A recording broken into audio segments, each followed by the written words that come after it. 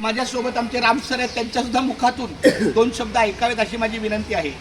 शासनाच्या नियमाप्रमाणे शाळेच्या 50 मीटर परिसरामध्ये कोणतेही असे जंक फूड जे असतात, हाय फॅटचे, साल्ट किंवा शुगरचे असे जे पदार्थ आहे, समजा गोड पेय, चिप्स, चॉकलेट किंवा कॅडबल असे जे पदार्थ आहे, तर ते मुलांना खाण्यात येऊ नये. तर चांगले पदार्थ खाल्ले पाहिजे. समजा फळं, दूध, पनीर वगैरे असे पौष्टिक पदार्थ खाल्ले पाहिजे.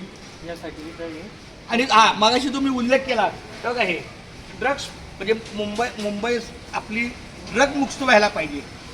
म्हणजे कुठलेही पहा तर त्यासाठी ती प्रतिज्ञा आहे. हे 15 ऑगस्टपासून आमचं काम जोरात चालू आहे. पालक सभेमध्ये आम्ही विषय घेतो, अध्यापनामध्ये आम्ही विषय घेतो, शाळेच्या पहिल्या परिपाठाच्या वेळेला हा विषय असतो.